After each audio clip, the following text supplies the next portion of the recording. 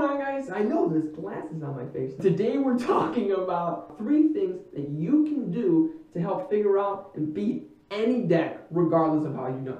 First thing I wanted to talk about is actually something that's kind of almost become a joke in the game of Yu-Gi-Oh! And it's reading the card. Like when you watch Mega Capital G stream, everybody makes fun of him because like, oh, cat can't read and stuff like that. And while that's obviously not true, reading an effect on a Yu-Gi-Oh! Card is crucial to winning that duel against that card. But in 2017 Yu-Gi-Oh! So many cards have so many different effects, like 4 or 5 different effects, that reading all of them can be hard. So what you should do is be looking for key terms and their restrictions. For example, Yang-Zing Kaijus wouldn't be very good, because if you have a Yang-Zing on the field, you activate Slumber, you would think the Yang-Zing gets destroyed, you special summon a Yang-Zing next to a Kaiju, but you'd actually be wrong, because Slumber's effect has to resolve, so a Kaiju has to be summoned, which means the last thing that happened is a Kaiju got summoned.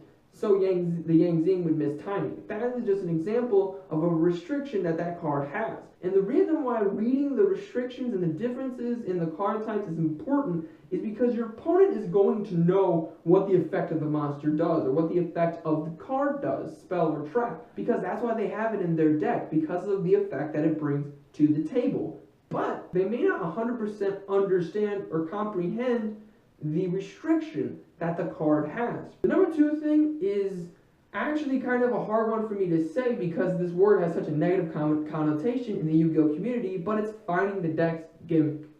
For example, Raid Raptors. They're not necessarily meant to Xyz summon and control and draw like Zodiacs. They're meant to Xyz summon and spam the field with as many Xyz monsters as possible, boosting up all their monsters and getting crazy effects because of it. It's trying to find the deck's gimmick, because if you can find the gimmick, then you can counter said gimmick. And the number 3 thing I wanted to talk about, which I find to be the most important, in fact, I've ordered these in what I think was the least important to the most important, but are all very important. And if you just do these base things, even if you just see a card for the very first time, then you can see exactly how to beat the deck you're facing, even if you've never played against it before. The most important thing you have to do, and this actually should be kind of obvious, is find the deck's win condition. Now, for some decks like Synchron, it's obvious. Summon as many Quasars as possible and attack with Quasar.